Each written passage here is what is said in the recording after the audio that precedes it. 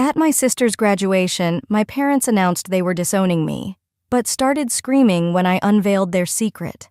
My name's Selene, and at my sister's Harvard graduation, my parents stood in front of everyone and disowned me, publicly.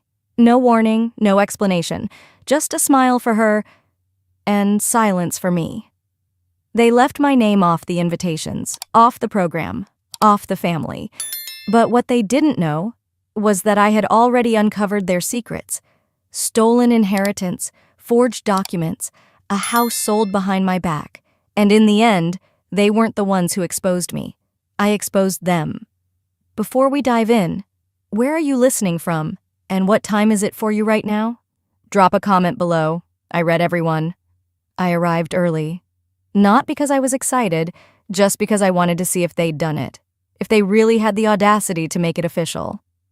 The sun was already beating down on Harvard Yard, all proud and golden, like it was congratulating everyone except me.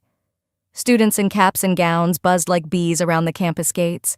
Parents clutched roses, gift bags, glossy programs. I held nothing, just my breath. When I spotted my parents near the reserved seating, I walked slower. My mother, Astria, wore a pale blue suit and her usual hard smile. My father, Everett, had his blazer folded over his arm, one hand on his phone, one foot impatiently tapping the grass. Callista stood between them, glowing in her robe, sash, and layered honor cords. Harvard's own poster child. They didn't notice me right away. When they did, my mother's eyes skimmed me like I was someone she vaguely recognized from her tennis club. "Oh, Selene," she said flatly. "You came." "I got the invitation," I answered, ignoring the pinch in her tone. She gave a dry laugh. "You must have seen a forwarded version. I wasn't sure the RSVP list made it that far." My father didn't speak. He just checked his watch. Callista opened her arms for a brief hug, and I leaned in out of habit. "You look amazing," I told her. "Thanks," she said, her voice soft, almost apologetic. "I'm glad you're here." But her eyes were darting sideways, watching our mother, always calculating how much warmth she was allowed to show. I scanned the seating chart posted on the wooden easel beside the entrance arch. "The Caldwell family," it read in bold script. Beneath it, Everett, Astria, Callista, plus 2 guests. I searched for my name. It wasn't there. Someone handed me a badge. White. No family crest. No ribbon. Just the word guest in Times New Roman. I stood for a long time staring at that badge. I'd helped my mother design the original crest 20 years ago. We spent a week on the typography. I should have left. That would have been the logical, self-respecting thing to do. But instead, I clipped the badge to my blazer and walked toward the seating tent like a ghost showing up to her own funeral. The ceremony began promptly at 11:03. A few speakers came and went, professors, trustees. I sat alone in the far left section, next to an elderly man who was asleep and a toddler scribbling on her program. Then Everett stood and stepped up to the microphone. He adjusted his tie, cleared his throat, and smiled like a senator about to pitch a bill. "Today," he began, "we celebrate the brilliance and dedication of our eldest daughter, Callista. Her journey has been nothing short of extraordinary." Polite applause. Cameras clicked. Callista looked down modestly. "But," he continued, "this day also marks a turning point for our family. A necessary shift in energy, values, and focus." My stomach dropped. "We've made a difficult decision. From this day forward, we will no longer be extending ourselves to those who do not align with the integrity and vision we hold. That includes our youngest daughter, Selene." Silence. No gasp, no protest. Just a ripple of awkward coughs and rustling fabric. I didn't stand. I didn't cry. I sat there with my hands on my knees, suddenly very aware of every nerve ending in my body. My ears buzzed. I stared at the edge of the stage. Callista didn't say a word. Someone in the row behind me whispered, "Did he just say?" Another voice. "Who does that? At a graduation?" I swallowed, turned my face slightly away from the stage, and forced my jaw to stay still. The speech continued. Something about investments, future, roots and weeds. I couldn't track the words anymore. Eventually, I stood up and quietly walked out of the tent. Not rushed, not shaken, just methodical. like it had happened before. Later at the reception, I tried to find my seat. There was a table labeled Caldwell and Guests. I walked up to it, scanning the name cards. Nothing. Callista's name was there. So was our Aunt Miriam, even her college roommate, but not mine. A girl I hadn't seen since middle school looked up from the next table and blinked. "Oh, hey, I thought you weren't coming. Your mom told everyone it was a closed family celebration. She said something about keeping the focus clear." She smiled awkwardly, like maybe that wasn't as cruel as it sounded. On the table sat a folded ivory card. I opened it. It read, "Congratulations to our only daughter, Callista. With all our love, Mom and Dad." That was the moment something inside me clicked. Not snapped, not broke, just tilted. A woman in a floral dress passed by, glanced at me and said, "You must be with the catering team. You're not wearing the family pin." I looked down at my badge. Guest. No name, no title. In my head, I heard myself say, "Not even a name tag, just a ghost badge. That's what I am to them now." So I smiled, said nothing, picked up a glass of Prosecco from a tray, and started walking toward the back exit of the tent. I didn't go straight home after the reception. I walked, past the cafes buzzing with graduation lunches, past families laughing on the sidewalk, past a little girl holding a balloon that said, "Harvard Strong." It wasn't until the sun dipped behind the red brick skyline that I finally boarded the T and let the city carry me back to my small apartment in Somerville. I climbed the stairs slowly, peeled off my shoes by the door, and stood still for a moment. The silence in my place was familiar, like a worn sweater I never had the heart to throw away. I tossed the graduation program on the kitchen counter, but it didn't land the way I expected. Its pages fluttered open, and my eyes landed on a photo from the ceremony, my parents with Callista. All three smiling. The caption read, "Proud moment for the Caldwell family." No trace of me. Later that night, I sat cross-legged on the living room rug, an old yearbook spread across my lap. It was from Callista's high school graduation 10 years ago. My mom had once told me not to bother showing up that day either. "It's not your moment," she'd said. The page with the family tribute caught my attention, one of those custom ads people buy at the back of the book. "To the daughter who never gave up. We are so proud of you, Callista." A single photo, my parents and Callista standing on our front porch in spring. I remembered that photo. I'd been in it too. I'd stood right next to her in that exact spot, wearing a dress Mom picked. I remember because she yelled at me for getting a wrinkle across the waist. But in this version, I was gone. Cropped out cleanly. I touched the edge of the page and stared until my vision blurred. They didn't forget me. They erased me. The next morning, I woke to sunlight and a stiff neck. I had fallen asleep on the floor, curled up with a pillow and that yearbook beside me like some kind of haunted diary. I pulled myself up and got ready for work. At the nonprofit where I handled donor relations, nobody mentioned what happened. Of course not. Why would they? The Caldwells had always maintained their image well. And I never talked about them. Not really.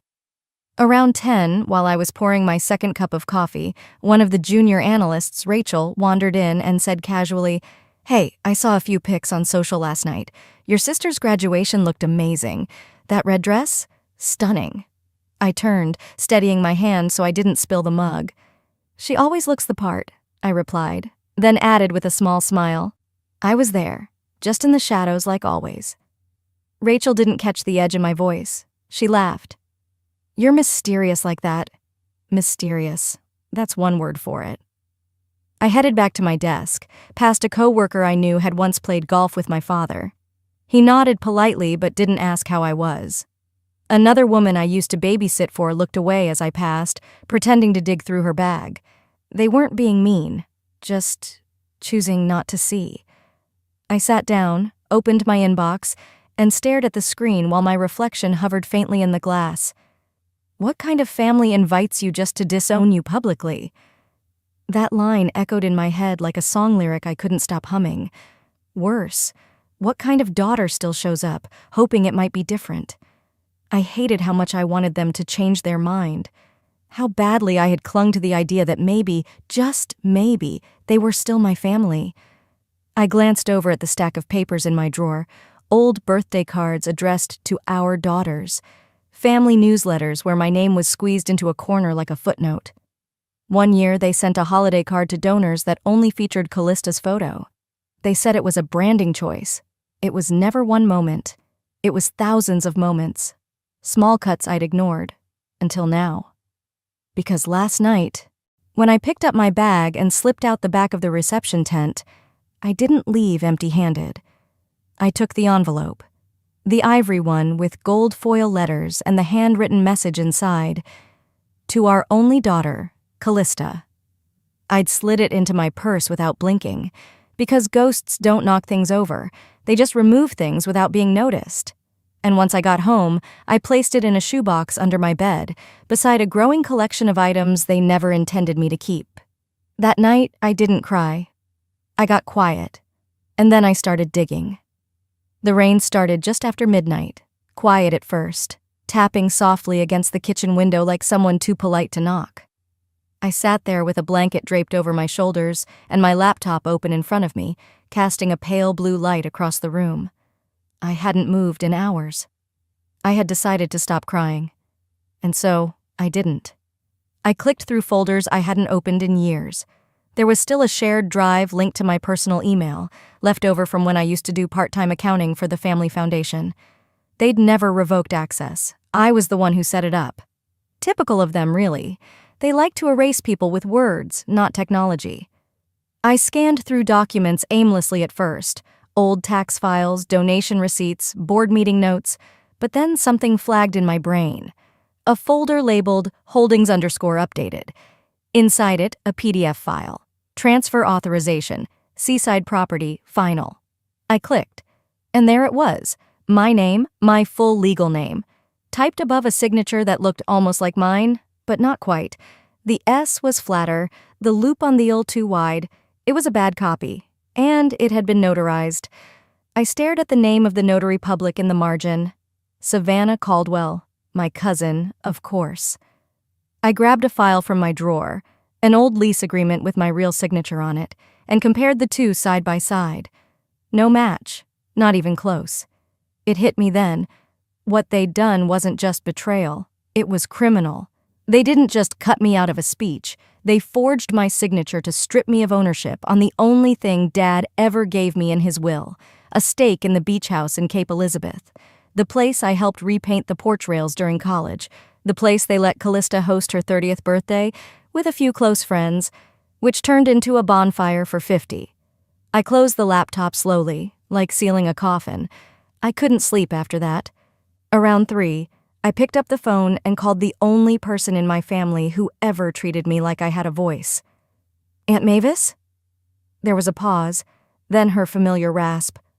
"Solène? Honey, are you okay?" "Not really." My voice cracked on the words. "I found a property transfer, with my name, but it's not my signature." Another long silence. "Oh, Solène," she whispered. "You saw it, didn't you?" I asked. "I didn't know what to do," she confessed. "Your mama told me it was just paperwork, that they were cleaning up the books for tax season." I leaned against the kitchen wall, sliding down to the floor. "You knew they were moving my name off the deed." "I thought maybe it was a mistake, or something they'd tell you later. I'm sorry.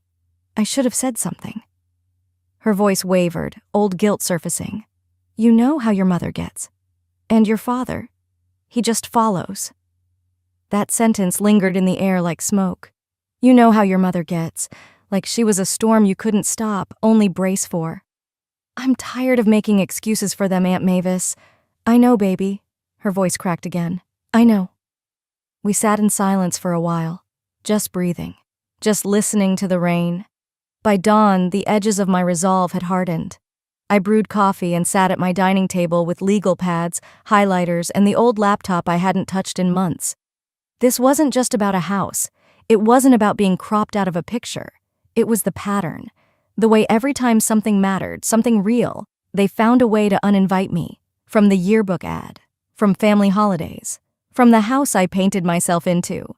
But now, they were going to remember exactly who I was, not because I'd ask for space at their table again, but because I'd be the one flipping the table over.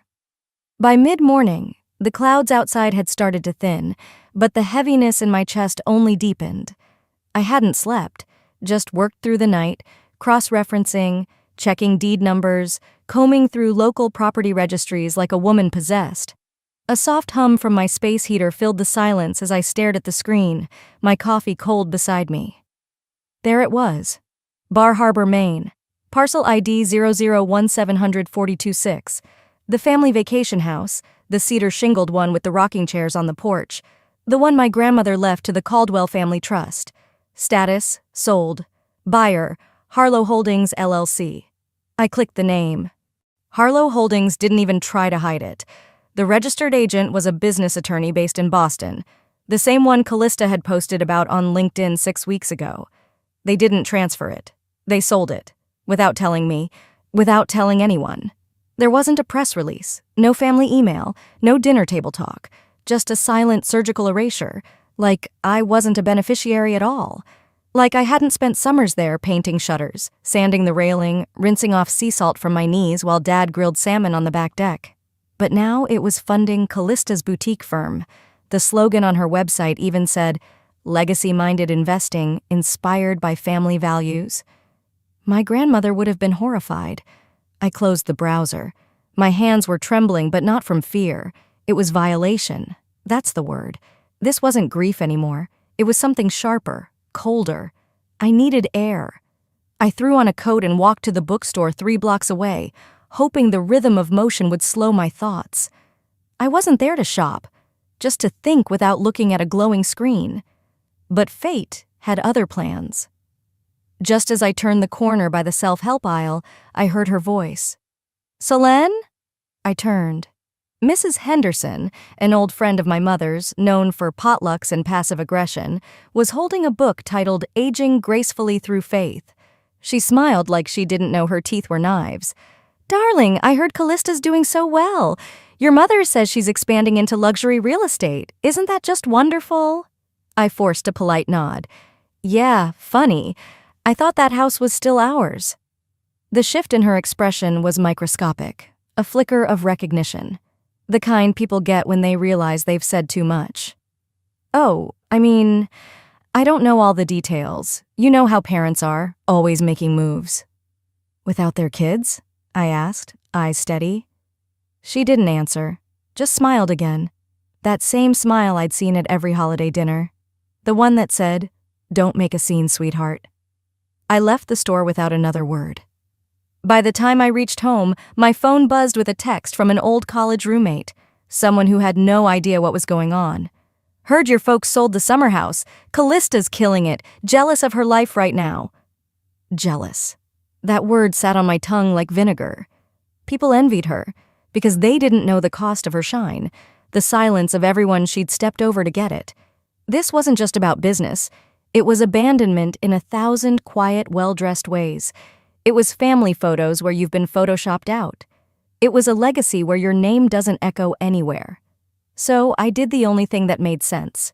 I changed clothes, printed the deed documents, and packed my bag.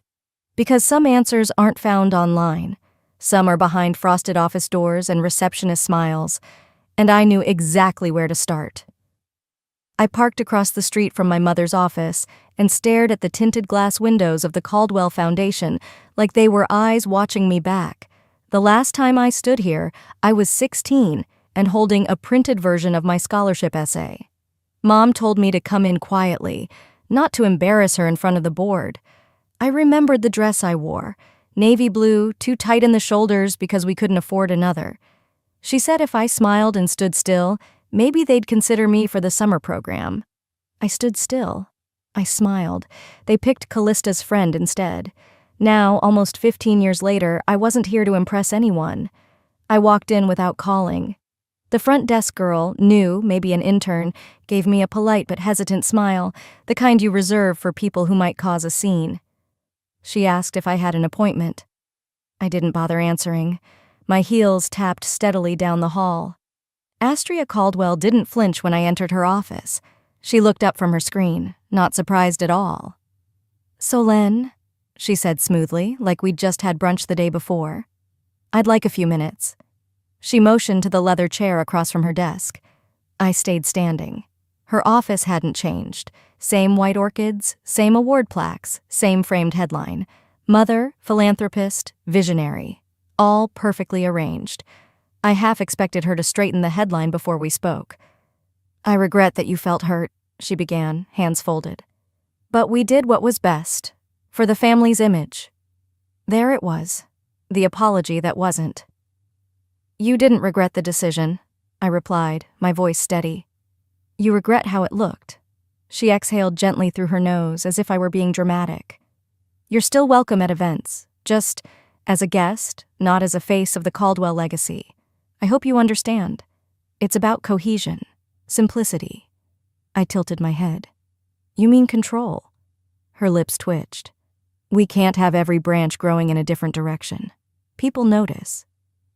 "I hope they do," I said, "because I'm not bending back into shape just to fit your narrative." She didn't respond. She didn't need to. I already knew where she stood, always behind Callista, in front of a camera, beside Dad when it made sense. That evening, I attended the gala. I'd RSVP'd 6 months ago, before the disowning, before the erasure, when I still believed I had a seat in their world. I wore a simple black dress, nothing flashy, but the name tag clipped to my coat said Solène R. Not Caldwell, not family. The ballroom buzzed with donors and well-dressed alumni. I kept to the edges, scanning faces. I didn't expect warmth, but I wasn't prepared for how invisible I'd become. Small talk floated past me like perfume. Midway through dinner, a waiter handed out champagne. My father raised his glass. "To our only daughter, Callista, whose brilliance continues to guide this family forward." I froze. A few heads turned toward me, then quickly looked away. My hand tightened around the stem of my glass. Even Callista blinked, clearly unsettled, but she didn't correct him. She just smiled and clinked her glass with the nearest donor. It didn't matter if she agreed. Silence served her just as well. I didn't raise my glass, I didn't speak, but something cracked deep inside, clean and final. This wasn't a misunderstanding. This was exile, polished and gift-wrapped. I left quietly before dessert. No one stopped me. No one even noticed. I walked 2 blocks before calling a rideshare. As I sat in the back seat, the city lights blurred past. I replayed every word, every look. My mother's gentle scolding, my father's toast. The way Callista stood just close enough to be admired, just far enough to stay clean. And I knew I wasn't going to wait for an apology or an explanation. They'd made their legacy without me. Now it was my turn. I didn't waste time sleeping in. As soon as the sun broke through the slats in my blinds, I was already at my kitchen island, my laptop screen flickering with legal documents, financial ledgers, and a half-empty coffee cup sweating onto a coaster. Everything I needed was here, not emotionally, but legally. I had spent the night reviewing contracts I was never meant to see, thanks to a shared cloud folder they forgot to revoke my access from. I cross-referenced email threads, matched signatures, pulled metadata off PDFs. The trail wasn't obvious, but it was there. A real estate transaction that rerouted an inheritance, trust disbursements that quietly bypassed me, a marketing memo listing the family image, with only Callista's name and face. I slid the printed files into a velvet envelope, dark burgundy, with gold trim. My mother had once given it to me when I was 12, filled with stationery and sealed with a note. Always write with grace. Now, it would carry my first real reply.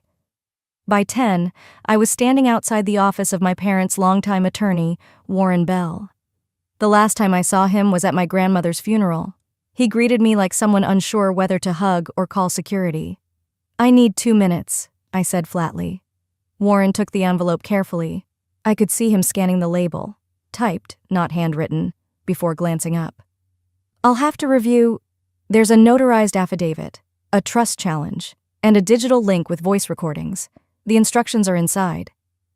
"I assume this comes with expectations?" he asked. "No," I said. "It comes with consequences." I didn't wait for him to respond. Back in the elevator, my reflection stared back at me in the chrome, I looked like someone who hadn't slept, but I felt more awake than I had in years. The voice recordings had taken months to gather. Quiet, patient moments, boardroom halls, car rides, awkward donor meetings. They never thought I'd still be listening. They assumed they'd worn me down, erased me by attrition. One clip played in my head again, clear as day. Mom, in a charity lunch pre-brief. "We only use Callista's face. Selene doesn't fit the image we're selling." Then Dad chuckling. "She used to read everything." Well, I still did. Back at home, I finally sat down. Not at the table. On the floor. I stared at the old family photo still framed near my bookshelf. It was from before Callista's high school graduation. Before the edits. I'd kept it, knowing they'd someday pretend it didn't exist. It felt strange to not feel rage. Not in this moment. Not because I'd forgiven them, but because I'd made my move. I didn't send the envelope with malice. I sent it like you send a receipt, just proof of transaction, proof that I existed, that I saw what they did, that I knew. I called my lawyer that night. "I don't want revenge," I told him. "But I won't let them use my silence as consent. If they're going to erase me, I want the record to show who held the pen." He was quiet for a beat, then said, "Then it starts now."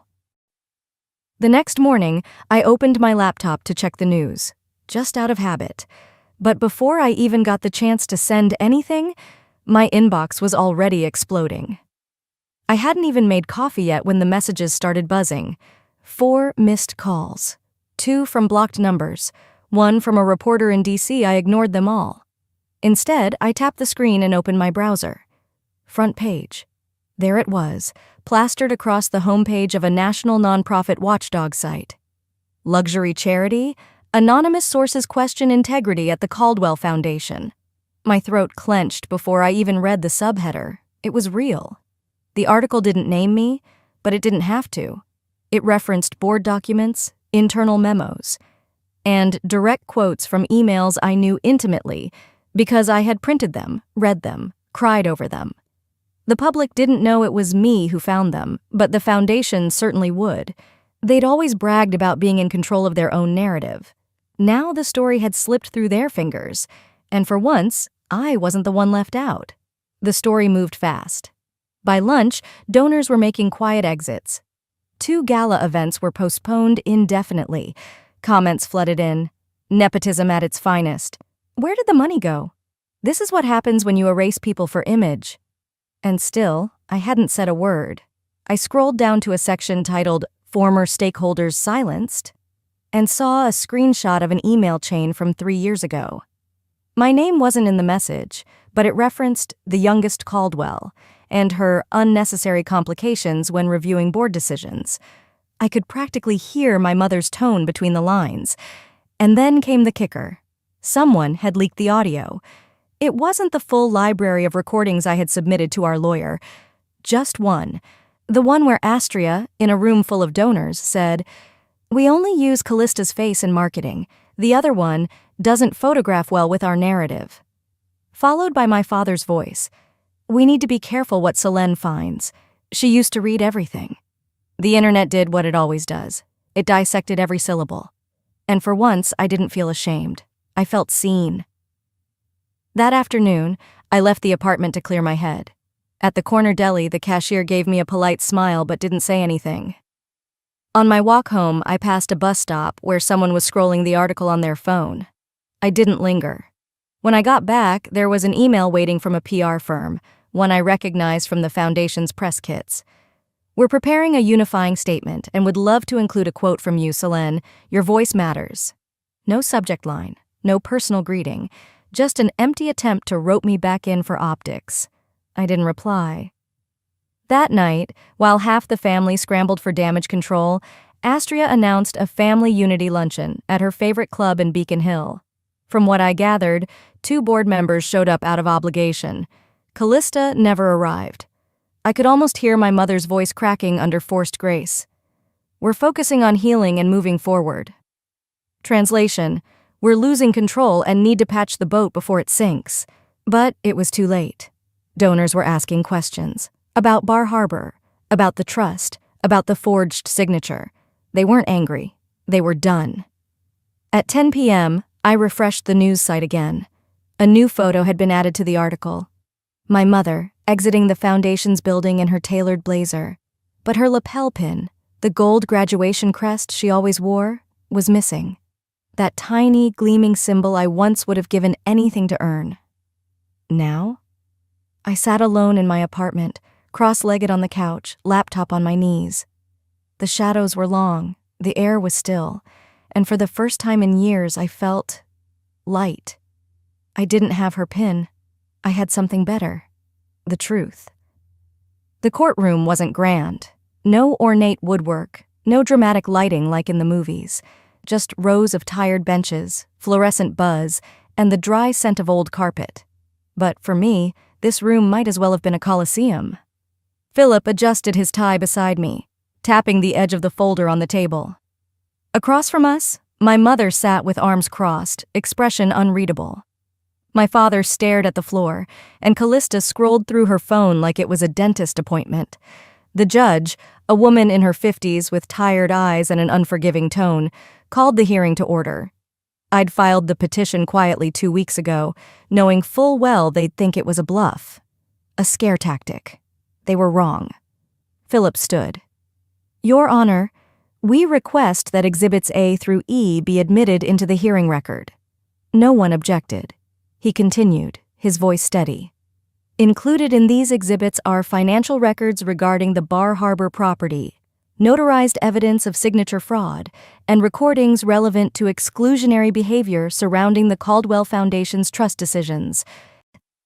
A rustle passed through the courtroom, but it wasn't until Exhibit D, Grandmother Elise's will, that the silence fractured. The court will note, Philip said, placing a certified copy on the judge's bench. This version predates the one currently in use. It names Selene Caldwell as the primary beneficiary of the Bar Harbor estate and any future inheritance from the Caldwell Trust. Callista's hand froze mid-scroll. My mother's head snapped toward me. My father's voice came out thin and shaky. That version was never supposed to be... The judge raised a hand. Was it notarized and properly witnessed? Philip didn't miss a beat. Yes, ma'am, by the same legal team that handled the original estate division. They were replaced shortly after this document was filed. Everett tried again. But we never meant for that to be the final... The judge cut him off. Intentions aren't law, Mr. Caldwell. Documents are. Callista leaned in toward our mother, whispering furiously. My mother didn't respond. Her face had gone stiff, but there was a flicker in her eye. Panic, maybe. Or worse, recognition. She had known this moment might come. I didn't look at her. I looked forward. Philip went on to play the recording from the donor prep meeting. We only use Callista's face in marketing. The other one doesn't photograph well with our narrative. My mother's voice echoed through the speakers. Then my father's. We need to be careful what Selene finds. She used to read everything. The room was so still, I could hear someone's pen drop 2 rows behind me. Astria stood, almost hissing. You ungrateful girl. You waited all this time just to destroy us? I stood too, my voice calm. I waited so I wouldn't destroy myself in the process.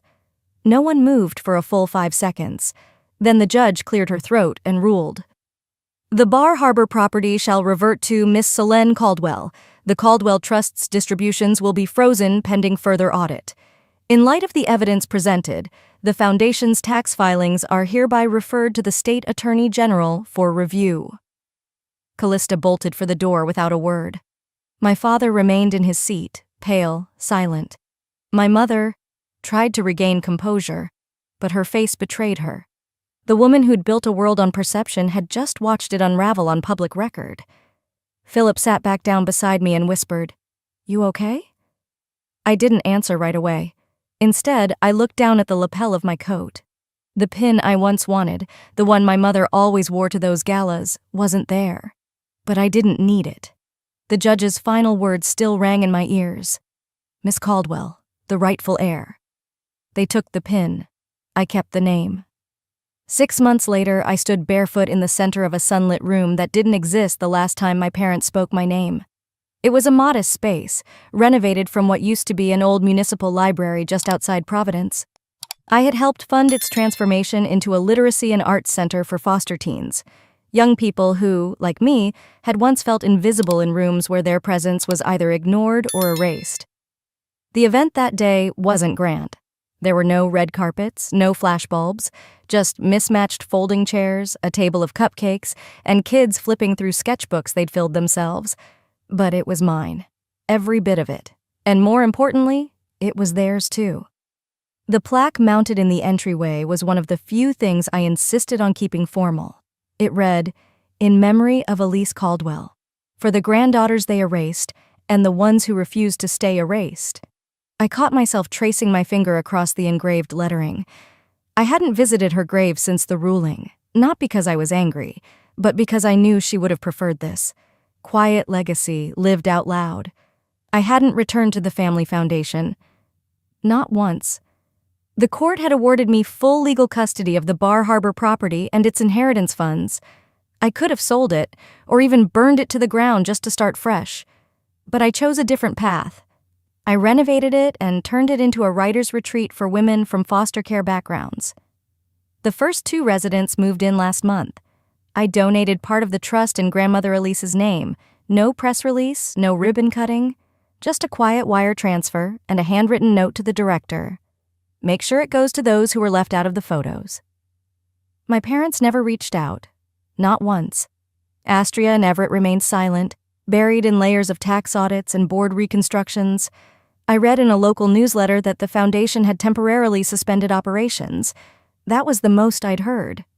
Callista, though, she surprised me. The envelope came on a Tuesday. No return address, just my name in her handwriting, slanted, sharp, still the same. Inside was a single page. No flowery apology, just 10 words. "You were right. I'm sorry it took this to see it." I didn't write back. I didn't need to. I placed the letter in a small lockbox alongside the old graduation pin I once believed would make me feel like part of something. Neither held the weight they used to, but I kept them anyway. Not as reminders of what I'd lost, but of what I'd learned. I didn't crave their table anymore. I had my own. And these days, I got to choose who sat with me. A little boy with a gap-toothed grin interrupted my thoughts. He held out a small paper craft, folded ribbon glued with uneven lines and love. "This is for you," he said, "because you showed up." I knelt to his level. "You made this?" He nodded. "It's a badge, like the ones grown-ups wear when they're important." I smiled, tears threatening to spill, but I held steady. "Well, thank you. I think this might be the best one I've ever had." I pinned it onto my lapel, right over the place where the old Caldwell crest used to sit, the one I wore the day they disowned me. This one was better, softer, earned.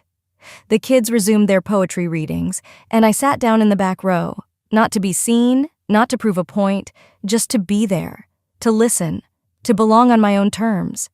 Forgiveness, I had learned, isn't about pretending none of it hurt. It's not even about setting people free. It's about releasing yourself from the endless, exhausting hope that one day they'll finally understand. Some wounds don't get stitched by words. Some just stop bleeding when you stop picking them. And for the first time in a long, long while, the silence around me didn't ache. It held me. It made room. And I chose it. Sometimes the deepest wounds come from the people who should have protected you. But healing doesn't mean going back. It means moving forward on your own terms.